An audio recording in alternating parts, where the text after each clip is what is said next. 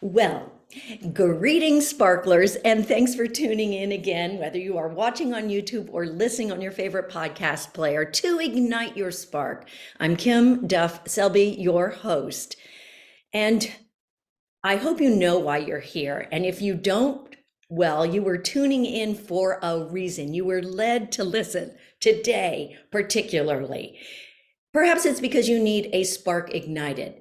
Perhaps it's because you're on your own spiritual development path, or perhaps something just nudged you to hit the play button. Whatever the reason, I am so happy you are here because my goal is to ignite your spark to help you being the best, most wonderful, authentic, joyful human being that you can while you are here in this earth suit right here, right now. I am so blessed that I was led to my guest today, John Povey. I hope I said your name right, John. You did. You did. And John is joining me from the UK, and I am so grateful. John is a healer, but he was in the construction industry for a bajillion years and in the British Armed Forces. And he's a healer. He and his wife, Leslie, are healers. And his story is fascinating, and he has a gift that I wanted to share with all of you. So welcome, welcome, welcome, John. Thank you very much. And I'm really appreciative of this offer to share what my guides and my inspirers give to me that I can share with other people around the world. Well, that's your gift, and that is what you are meant to do, clearly. Now, before we get into your story, I'd like to ask my guests this because it is called Ignite Your Spark.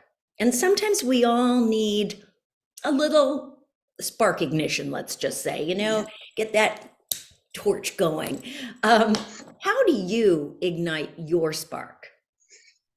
How do I ignite my spark? Well, I think my spark was ignited for me when I did a Reiki level 1 course.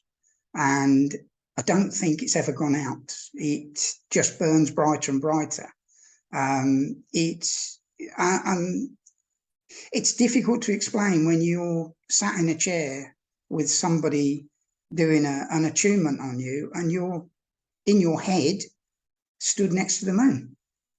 And I'm thinking, how did I get here? I've never astral traveled. And I'm thinking, do I open my eyes and turn around and say something? And this voice said, no, just be in the moment. So the ignition comes from an overwhelming desire to want to share what my guides give me to create that spark in other people. And as long as I'm creating a spark for someone else, my spark is constantly getting reignited. Oh, that's beautiful. That is beautiful. And I think we need to share a little bit of your story before we get into the healing modalities that you utilize, because here you are in the UK working in construction. You didn't attend university, right? I didn't even finish school. Yeah, exactly. And so did you ever have an inkling that there was something other than what is right here? How can I say that? Right, I don't know whether it was an inkling. From a very early age, my earliest memories of anything to do with spirit that I didn't even understand was spirit was playing with a lot of children in the woods where I lived. And we lived down a lane where nobody else lived. So there were no other children around.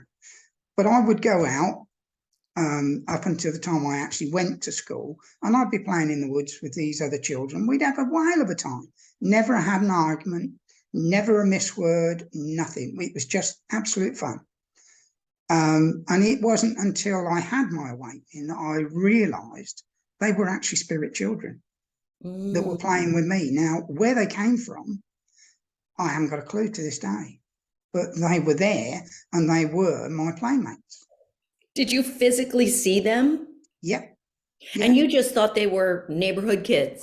Well, I just thought they were kids that had come to the woods where we lived, or down the lane where we lived, to come and play with me every day. Because every time I went out in the woods, they were there and they were waiting for me. And we'd go off and play cowboys and Indians or whatever. Strangely, I always wanted to be the Indian. I don't know why, but now I do. So it was a really good time. And I can remember the very first day that I was forced to go to school, to what we call the infant school, which is 5 years old upwards. My mum walked me in the gate and handed me over to this teacher, and I spent probably best part of half an hour in that classroom with these other kids. And I thought, I don't want to be here. I want to be back with my friends, because these are arguing, they're pushing each other, they're taking things, and I don't like this place. So I walked out the gate and I went back home. And I spent most of my school life doing the same thing. Did your parents make you go to school, or did you? Oh, yeah. We were, I mean, where we lived right in the country, it was a long walk to whichever school we went to, except for the secondary school, because that was actually the nearest building to us. I was forever, you know, if I got an illness of any sort, I'd make it last as long as possibly could. And my mum would be hoodwinked, you know. Well, I had an epileptic, well, I don't say it's an epileptic fit. I passed out at home, and I hit my head on the sideboard when I was probably about 9 and a half. And I blacked out. I was out. I was unconscious. I don't know whether it was the result of virus or something like that. But anyway, my mother took me to the doctors. Doctor sent me into the local hospital, which was 2 bus rides away. So we didn't have a car or anything like that. So went to the hospital. They did a load of tests. They sent me off to another hospital and did a load of tests. Everything came back negative. They could not find anything wrong. So they then, in their wisdom, diagnosed it as childhood epilepsy. And they put me on themabarbital. Was it themabarbital? Oh my gosh. I think it was. Yeah, I think. But they put me on medication. I had to take this pill for, as far as they were concerned, forever. The first prescription we got, and this is quite strange how this happened. The first prescription we got, came home, Mum gave me the pill, and she trusted me with the pills. They're in the cupboard, you know. Everyone, you know, get one every morning. And I tipped the lot down the toilet, all of them. Yeah. But I went and marked the calendar for when the next prescription was due to be. I did that for 5 years. Wow. Never took a tablet. Did it for 5 years. And then I think I was just gone 15 and I was already working. And I had final appointment with the hospital because obviously you've got to be signed off. And they said, well, you haven't had another problem. Everything's all right. The medications obviously worked. And I just said, what medication? Well, the medication you've been taking. I said, I never took one.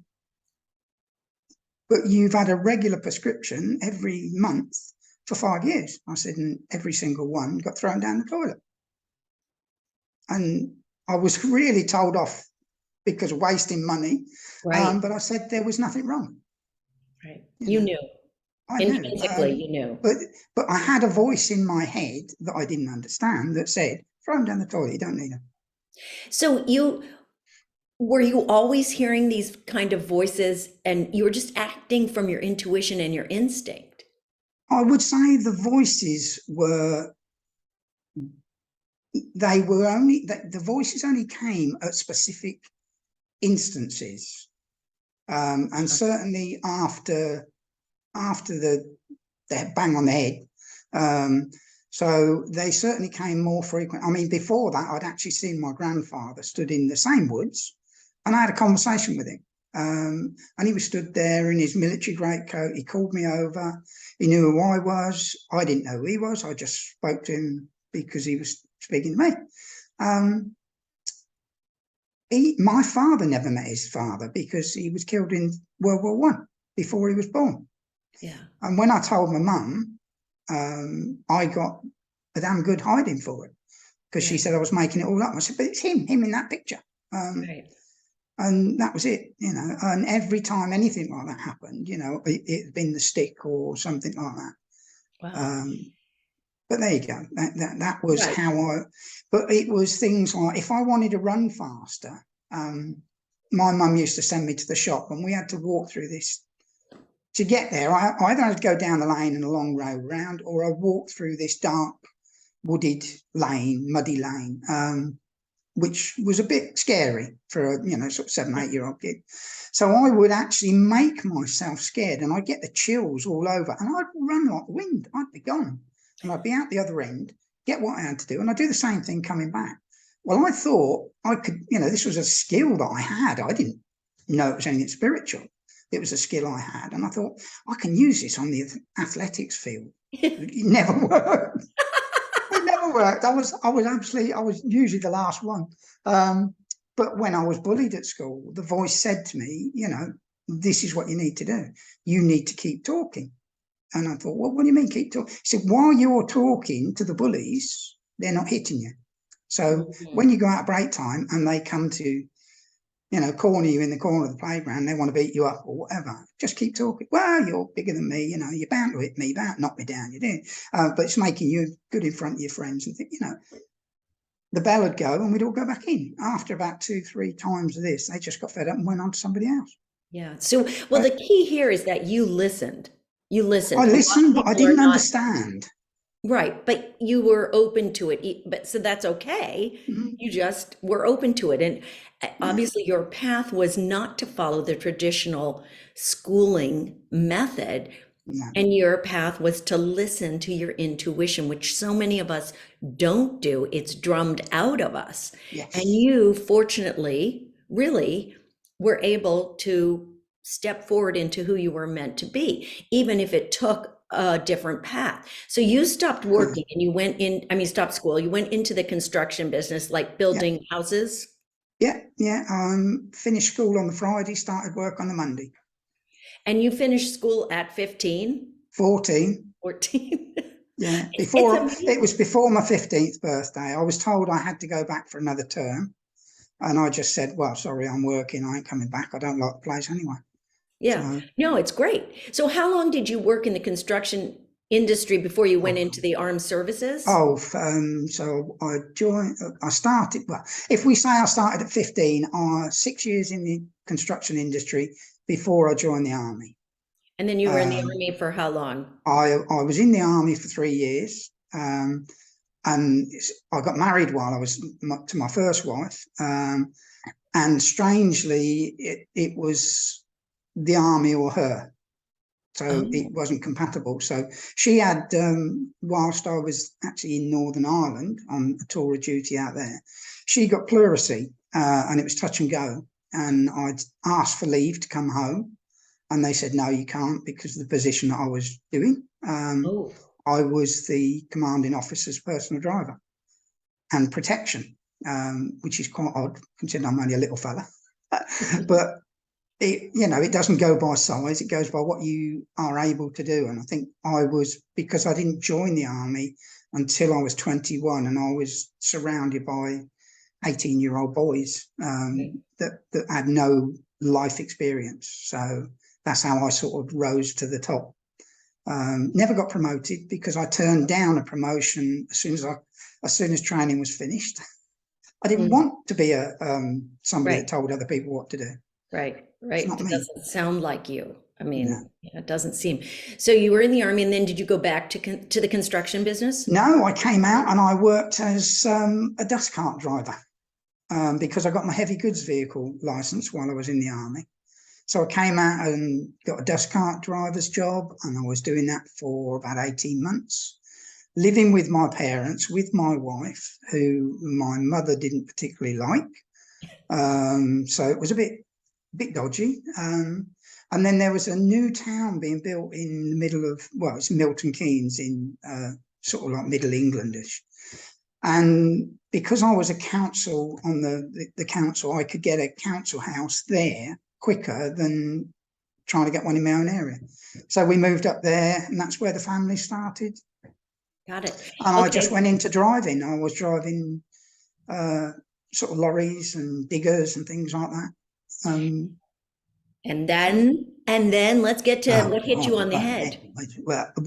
How did this healing begin? How did you get into the I'd actually, this is the crazy bit, in 2007, the company, I'd had my own business with 9 or 10 employees, and they were getting a bit cheeky. They were stealing stuff and not turning up, and so I just said, that's it, I'm shutting the business down.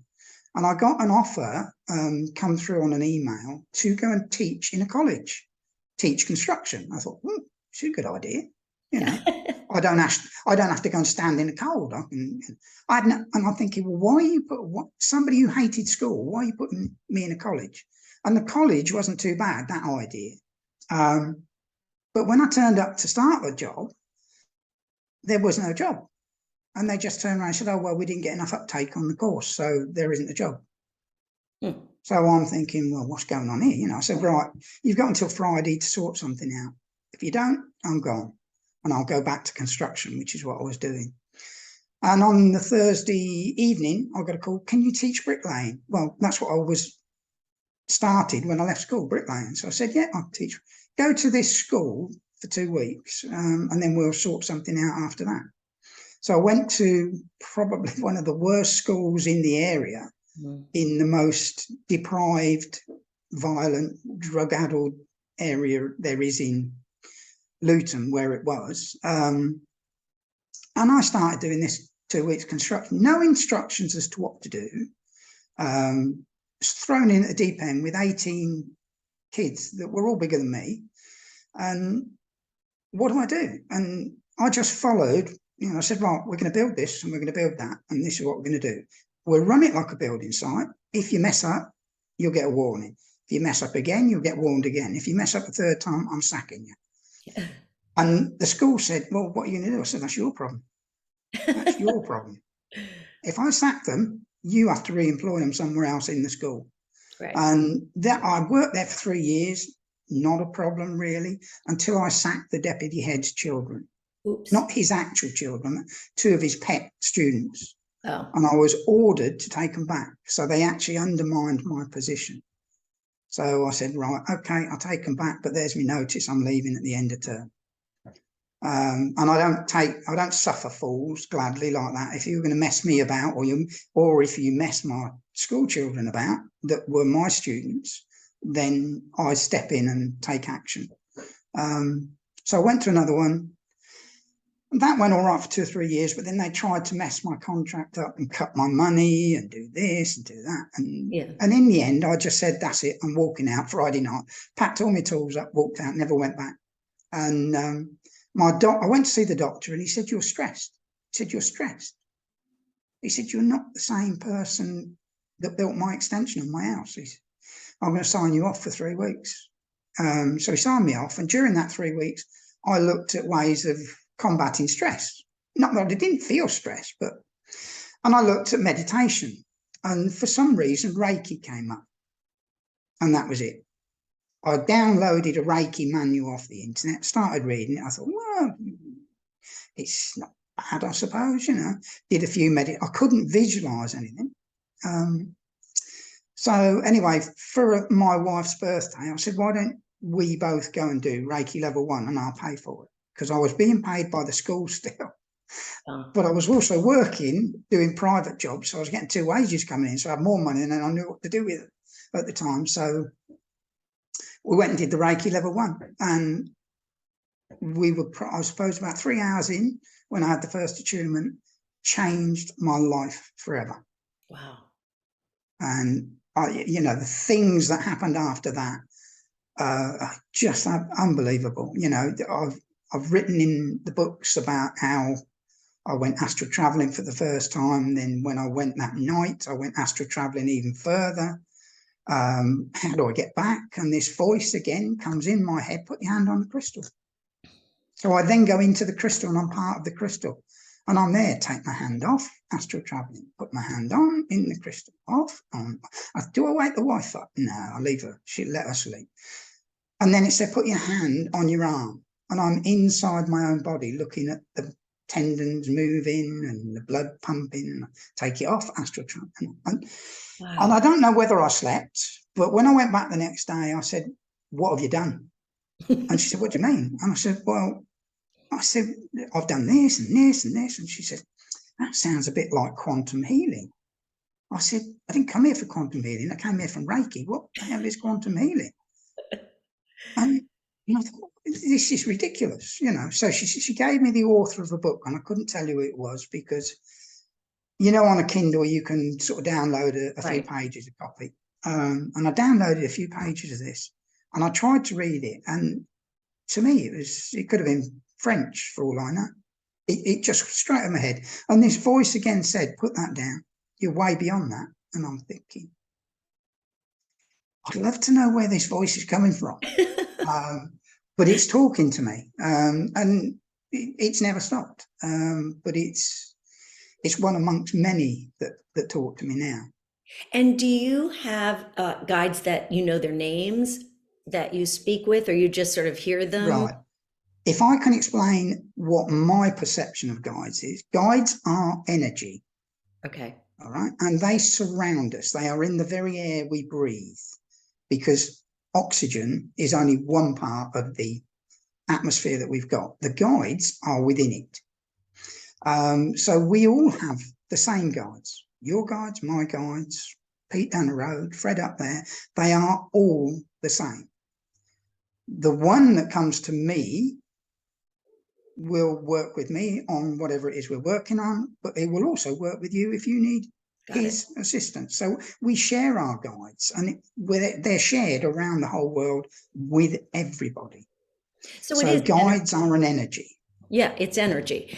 And I've had Reiki sessions, and I went through a little bit of Reiki training. I've never had quite that experience. A lot of people are not, I'm open to it, totally believe it, but that was your mission.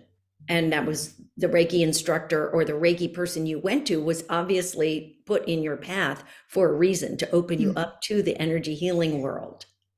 Yeah, I am an absolute believer in that spirit are in control.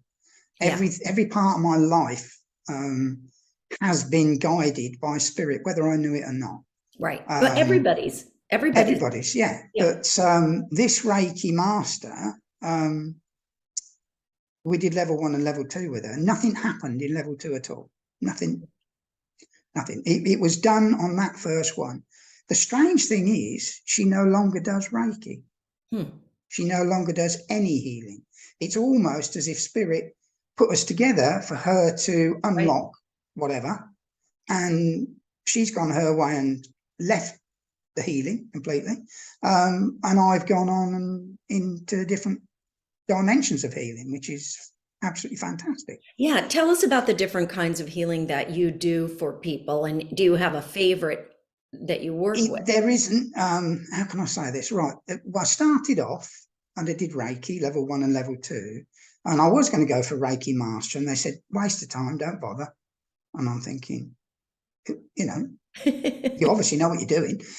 So then I did crystal healing therapy. So I spent 8 months and an awful lot of money on crystals. Yes. Oh, yes. Doing that. And I've got thousands and thousands of crystals. And I did that. But fortunately for me, I was at the same time going to what they call an open development circle in a spiritualist church. And the guide stepped forward, who was an American Indian shaman chief. And when he said to me, "I've waited a long time for you to walk back down my path, my son," something clicked, because I thought the way he said son was a bit too personal, for a guide. And I just said, "Well, what do you mean by that?" And he said, "You are my son. You were my son 800 years ago by the Great Lakes in Canada. You took the warrior's path and were killed. You should have followed in my footsteps as the shaman. I am here to help you with your earth stones." Well, earth stones for him are crystals for us. And on the very first day that I turned up on this crystal healing diploma course, I'm in there with the wife sat next to me, and he stood next to me. And the guy is saying, well, this crystal does this crystal does that. She says, no, it doesn't. No, you don't do that with it. And I'm thinking, hang on, what's going on here? I said, look, do me a favour. By all means, stay, watch what he's saying. When we go home tonight, you can give me your version. And that's what he did. And 3 months in, I was cutting cords. I was doing things that aren't even in the advanced crystal diploma course. So you were recalling your past life as the shaman's son. Yes, but it goes further than that. And I've since found out that I've done this in many lifetimes. Yeah, of course. I've been, when I first connected with a Lemurian crystal, I actually connected with a Lemurian guide who was my teacher as a Lemurian healer. Wow. However, when ago, and the things they've shown me, that there wasn't healing done the way that it's done today, with putting your hands over people. It was very, very simple in that a group of people would be brought into a chamber, and I remember, when I was shown this, it was a memory. It wasn't a vision. I can actually remember doing it. And I would stand and aim my hand at one of the 7 crystals. They were enormous, so around the room. And I would put my hand to the crystal, draw the energy in through the crystal, and I would then scan the people in front of me and give them the energy they needed. They'd move out and another lot would come in. Wow. And I'd use a different crystal, and and I'm thinking, where is this come? Why are they memories? Yeah. Why am I remembering? And everything that they've ever taught me has been, it's so difficult to distinguish it from new knowledge or a memory. So when they show me how to dimensionally separate 2 souls that are bonded together because of one of them being abused, how come I know how to do that? How come that as soon as they say, well, pick that, I know what I've got to do with this, I've got to go right down there, split that one goes that way and off to their dimension. And I'm thinking, why do I know this? And the visions, the information they give me, I'd put everything in the laptop. So it's in my head for a very short period of time, put in the laptop and saved. Wow. But there's Reiki, crystal, higher dimensional, which is just tuned in to the angels and above. There's sound healing. When I did the sound healing, they stopped me and they said, why are you continuing to go and collect pieces of paper that you will never put on your wall? They said, piece of paper doesn't make you a healer. It's what's in here, in your heart, is what will make you a healer. So I said, well, what do? We will teach you. And I haven't looked back since. They've given me 8 workshops now, and it's all channeled. Yeah. We use crystals in it. We use advanced techniques that you won't find written in anything other than the manuals that they've given me to write it in.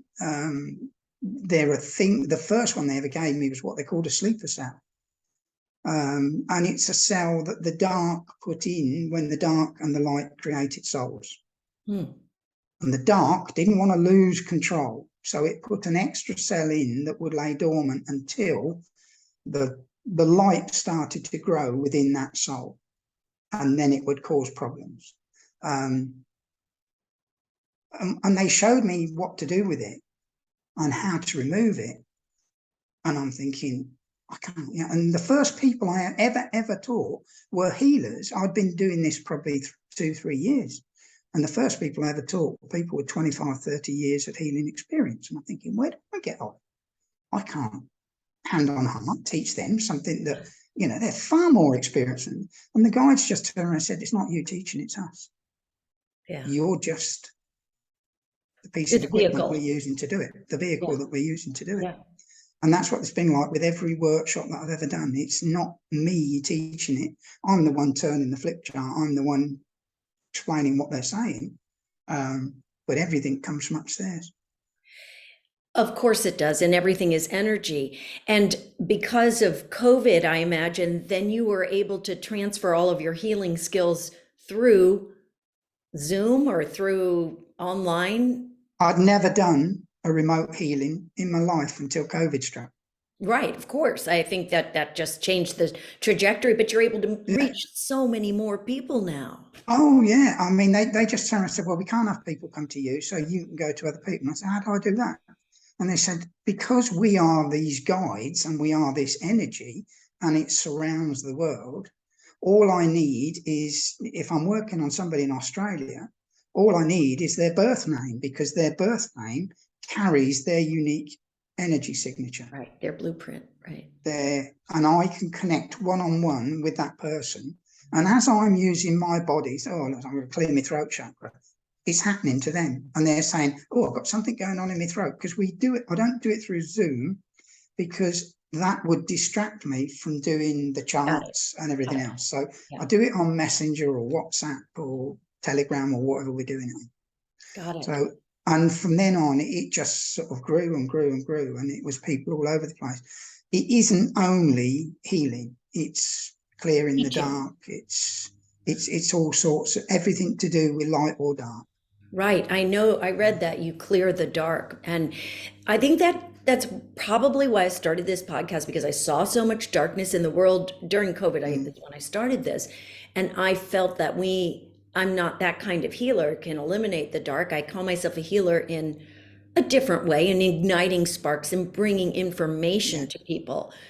But that's what I sense, is that we just need to get rid of the dark and embrace the light. And so many of us carry stuff. Well, that's me. Yeah, we can't get rid of the dark because we need the dark, because we are light and dark. The problem, and this is purely from my own experience, the problem a lot of healers have got that have been conventionally trained, they're trained to remove negativity.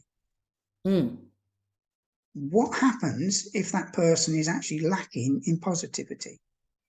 Oh, then they are a lost soul. Correct. So sometimes you have to put in negativity to balance the positivity, to harmonize the energy. So you have to understand and accept that you've got to be able to work with both energies. You've got to be able to work with the positive or the negative. That's interesting. There are so many things that the guides have told me and taught me over the years, and I've got reams and reams and reams of it. War and peace wouldn't be enough. There is so much they've given me.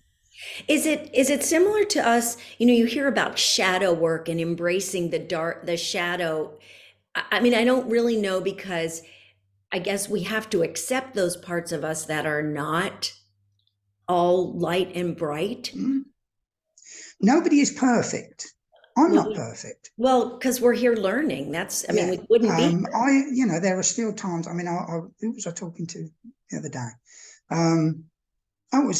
We did a progressive circle last night, and I was talking to some of the ladies in that progressive circle, and I said, look, there are times when I get angry. It used to be, look, if anybody queried or questioned or argued about a post I'd put on Facebook, I would get really angry about it, and I'd how dare you challenge me this way? But over the years, I've realised that it isn't that they're against what I'm saying. They don't understand what I'm saying, and they don't see it from my perspective. Right. So their perspective is their truth, as is mine. And it's taken quite a while for me to lose that anger and say, okay, we're never going to see eye to eye, but you go your way, I'll go mine, and blessings be upon you. That's it. It's not for me to judge. The anger that comes up, because I have experienced that a little bit on social media, when someone will say a negative comment and you're like, that's just our ego, isn't it? I mean, that's just. That's the as I say, this is one of, if we were to continue with this would be one of about 500 podcasts you'd be doing, I tell you. Yeah, exactly. So there's so much. You have The, so much information the that. people doing shadow work are working on a separate aspect of themselves. Oh. So they're trying to say, right, I need to deal with this shadow work. What they need to do is to bring the shadow into the light. Oh, yeah. Okay, cool. All right. I Because like that. if you're going to do shadow work, you're only working on part of yourself. Uh-huh. You're working on the part of yourself you're not happy with. All right. That's causing you problems. Right, But what right. you need to do is to integrate that shadow equally with the other half of you of the light. And that will bring you balance, peace of mind, comfort, anxieties gone, disappeared, health problems gone, I disappeared. need I need that. I need that. I think we all need that, We all honestly, need it, but John. it is so much of healing isn't about what you can put into somebody. It's about Right. what you can put into here, the education, the re-education of what healing is. I Mm. don't heal people. People heal people. People You heal heal ourselves. themselves. Yes. We heal ourselves. But And that's a because they very haven't got the ability to analyze themselves in that way. right. So that it takes someone like we come to people such as yourself to assist us in our own healing because Yes. not all of us were gifted with what you have so beautifully embraced into your life. No, I mean we may have it, but You've, you yeah, are open to it. yeah, yeah. Every single soul fragment within a person, and I say fragment because you are one fragment, I'm another, but your soul, for Mhm, your soul, has over 5 million others, mhm, identical fragments to you. The only difference is the organic shell that is around it. All mhm. right. It could be in an animal, it could be in a tree. We any sentient life form will have a fragment of a soul Yeah. within Yeah. it. All Yeah. right. Yeah. That fragment of that soul has three main characteristics. One is healing, one is empathy, and the other one is mediumistic ability, Wow. communication. All right. We can all communicate via our minds to the spirit world if we choose to, if we seek knowledge, if we are prepared to undergo some degree of training. Some people will get it from birth and it's like second nature. Right. Others, like myself, I mean, I made the big mistake the very first time I went to an open circle and I felt this tremendous pain around my head. And the medium said to me, he said, oh, you don't look as if you're enjoying this. I said, no, I've got this. I never get headaches, got this terrible pain. He said, well, his spirit drawn close, ask him to step away. And Mm. I said, you're the medium, you tell him to step away. I ain't got any control over it. And he said, no, he said, you just ask him to step away. Well, I reverted to builder's language and builder's Yes. attitude, and I told him in no uncertain terms where to go. And they did exactly that for 6 months. They never come near me again. Mm. And I thought myself, right, okay. And I continued going and going and going, getting no meditations, nothing. And I said, right, okay, this is it. If you don't show me something now, that's it. I'm finished. I'm not coming back. And I'm looking at the floor, and the medium moved his foot back, and there was a white light. And it was like that white light was on a piece of elastic, and it went straight back under his foot. And I thought, oh, I've just seen something, my eyes are playing tricks. And then I saw it again, and then again. And then I looked around the circle and I could see this white line around everybody's feet. And I'm thinking, what the hell's going on here? I said, have I got a problem with my eyes? Because I do have a problem with my eyes, which I'll tell you about in a minute. And then I spoke to him afterwards and he said, oh, I wish I could have that. He said, you can see spirit energy. Mm. I said, so is that what it is? And as I look at people, I can see that aura around them. The white light aura was the first one I saw. But if they're, just say, for instance, their solar plexus is blocked, I will see a muddy yellow. and I know that's where I've got to go. So it's a wonderful tool for being able to, how do you know my solar plexus? Because this colour around you tells me it's blocked. And but then you will yes, assist them in releasing that. I will clear it, energize it, and send them on their way. And unlike quite a few healers I do know, I don't want to see them coming back every month. Right. If you come back with something different, yeah, that's okay. But I don't want you to see you come back with the same thing month in, month out. If you start doing that, I would say, well, hang on. I would teach them a particular technique that I've been using on them. So this is what you need to do, and show them how to do it. There you go. Go away and do it yourself. Got it. So do people, because we're getting near the end of our time here, but do people come to you, I'm sure I know the answer, physical, mental, emotional healing for all of them? All of them, including past life healing, other dimensional healing, because we are not solely in this dimension. Right. And I want to bring in now the fifth dimension. Yeah, let's talk about the fifth dimension. Right. A lot of people think of the fifth dimension as being this wonderful place. It is a wonderful place, but it is the place where all unwanted energy is sent, certainly by me, my students, my guides. We send the unwanted energy to the fifth dimension, where it is transmuted and released as a harmonized energy back into the universe. So when I look at these posts and people say, oh, I want to ascend to the fifth dimension, my little head says to me, well, I don't want to be in the dustbin of the universe. Thank you very much. I want to be somewhere where I can be of use to somebody else, not where I'm being transited or transmuted with the energy. I do things like I will create what I call a fifth dimensional drain. So any negativity that person's got, rather than me put it into the earth, I will put it into this fifth dimensional drain, and it goes straight off. It's clean, transmuted, released back in the atmosphere. So I'm recycling the energy all the time. Yeah, it's a concept that I've never heard before, but you hear a lot of people talking about how we're moving out of the third dimension and into the fifth dimension by whenever, 10 years, something like that. And my understanding of it, that what comes to me is it's just us opening up, that more people are going to be embracing their own intuitive, mediumistic, healing selves.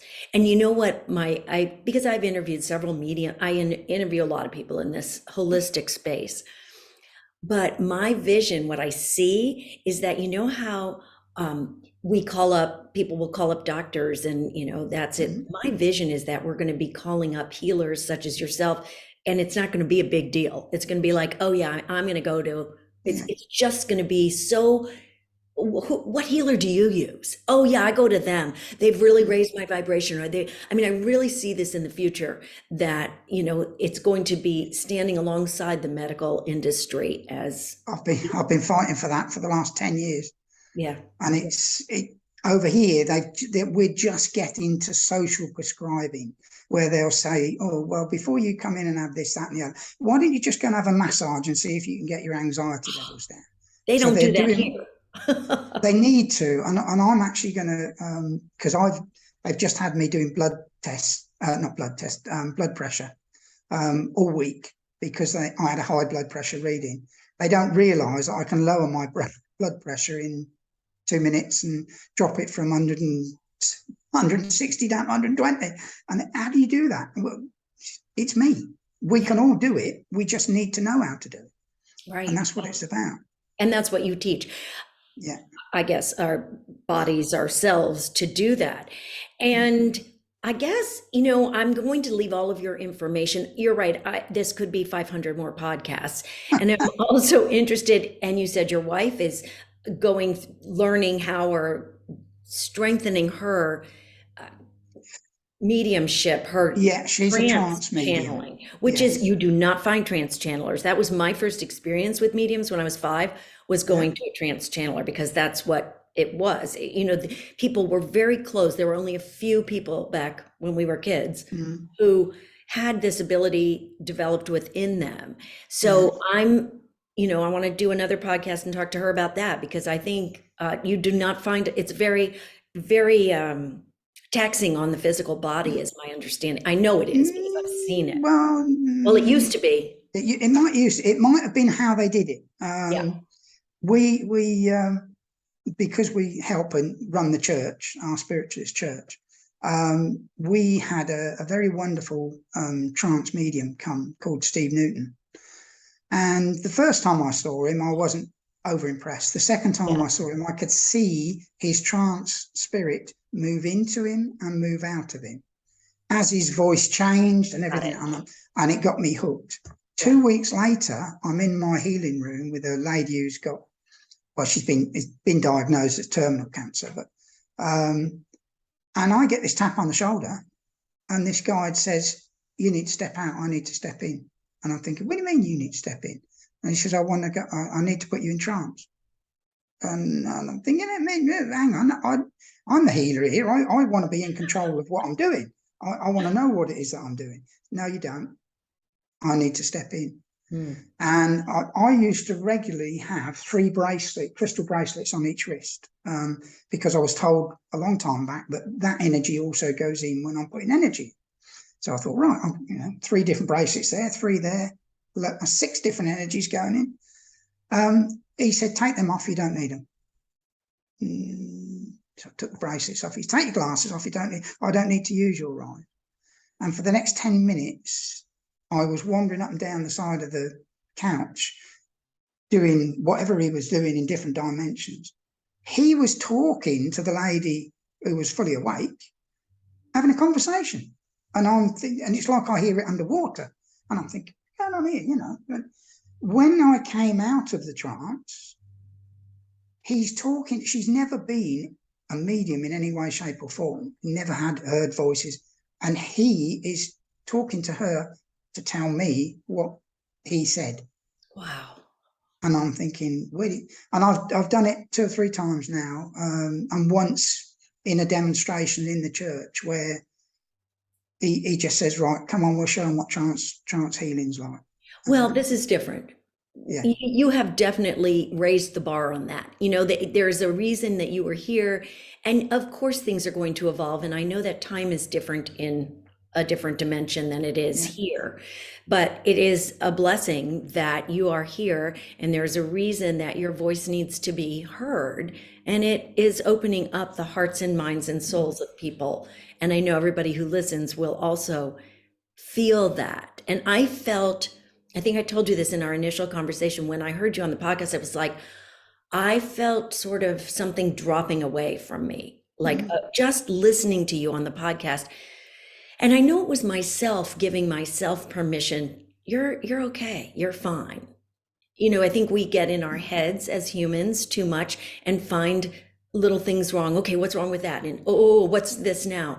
And I think sometimes just someone such as yourself is who we need. We all need healing, even if we can do it ourselves. We need a guide ourselves here on the earth plane to sometimes open us up to the possibilities, to what is possible. So thank you. Thank you for doing that. Well, they said this year was going to be extremely busy, and it certainly is. Friday, I'm off to Switzerland. Oh yeah, you're teaching, right? Teaching in Switzerland. So that had never been on my agenda. But again, Spirit have decided that through Facebook, a certain lady that I did a remote healing on has come back to me. We've done probably 3 healings now. And she said, "Look, I want you to come to Switzerland. I want you to teach what you've got. I'll cover all your costs, all your expenses, everything." And I thought, I can't say no. I can't say no, because I want to spread this message around the world to as many people as who want to listen. Great. So people in the US who are listening, there you go. Well, it's odd, because as soon as I brought that and put it on the Facebook page, on our Facebook page, I had a lady from America contact us and say, "Oh, is this remote?" And I said, "No, it's I wish you could do it over here." And I told her about that one. She said, "Well, you can come live in my house and you can do it over here." And I'm thinking, yeah, but it's a lot more expensive to go to America than it is to go to Switzerland. Right, for you in particular. For me, yeah. And I'm only a pensioner, so I'm only on a state pensions, and I don't charge much for the healings at all. It's Well, more for the time and effort, you know. right. Of course. Well, let's tell everybody your website because it is different, but I will put it in the show notes. And when I Yeah. promote this, I will have that website, but just tell us what it is. The website is www.reachingoutTherapy.co.uk, all in lowercase. Okay. And your Facebook page, you have two, I guess. Three Facebook pages. We've got the Reaching Out Therapy page, which is the one that I mainly contact people through, and that's where I do posts. I've got my own page, John Povey, which is the one that I share an awful lot of information in a lot of groups until the group gets fed up with me and throws me out, which quite frequently happens, unfortunately. Yeah. And then there is the Well Connected Healers Association, which is also on Facebook, which was my attempt at trying to get healers from around the world to come together into one place that we could share knowledge, we could spread the message, but I seem to be the only one that puts anything in it out of all the people that are in it. So there's that one. And then specifically for, I don't want to, it sounds wrong to say dark related things, but specifically for working against the dark for the betterment of mankind is the Unified Forces of Light. What's that one called? Unified Forces of Light something. I can't remember. Well, I'll put it, you sent them all to me. I think I sent you the link, but it's a Foundation, that's it. The Unified Forces of Light Foundation, which is the one that we use whenever there's something that needs doing, specifically with the earth as well, because that's where healing's leading. Yes. We are, although I want to spread the message of healing with people, we are getting towards quantum field healing, which is heal the earth and the earth will heal the people on it. Oh, beautiful. I'm going to stop us there because there's so much. I think we might have to have another podcast. John, I love that. Heal the earth and it will heal the people. I've heard that before. So clearly, when you hear something like that, and I think it's important to appreciate the earth if people don't already know that, because it's what's supporting us and surrounding us, and the energy from the trees and the grass and the rocks and the streams. It's amazing. So, can I just say one other thing? Yes. That is quite important when we talk about the earth. You remember I said to you that every soul, every person on the earth has, every sentient living being on the earth has a soul fragment within it. So our souls are subdivided into over 5 million identical fragments. Yesterday, Mother Earth spoke to me and told me that she is whole. She has not been divided. She is still 5 million soul fragments altogether. She does not need to be divided because otherwise she wouldn't be able to give us the Reiki energy, which is earth energy. She wouldn't be able to do all the other things for us that she does. Wow. So she is the soul that was sent to the earth when the Big Bang happened and terraformed the earth. And not only did she terraform it, but where do you think every religion on the planet gets their 10 commandments or whatever? Right. Because they are universal laws that she brought to the earth. So they're brought out through the earth itself. Wow. Which makes it a whole different scenario of Moses going to the mountain and getting 10 tablets. Right. Where did he get them from? So fascinating. Really, John, you have so much beautiful, wonderful, amazing information to disseminate to the world. And I appreciate your taking the time today to bring this to my listeners. And I know that many people will want to reach out to you because you have such a gift, and I appreciate that so much. So thank you. I'm happy to share whatever I can. Thank you. And listeners, wow, my mind is blown. I have so much information. I have so many, I feel little sparks going all around my body right now because I feel energized, ignited, and I really feel like I've gained so much through this podcast interview with John Povey, and I hope that you all do too. And I hope that you will find that inner spark of yours. Check out John's teachings, because there are ways you can get in touch with him on his website and Facebook pages to really find out more about what's going on with you, with the earth. And because really my goal is to ignite your sparks so that you can go out and ignite other people's sparks, and let's just really heal ourselves and the earth together. So shine on. Thank you very much.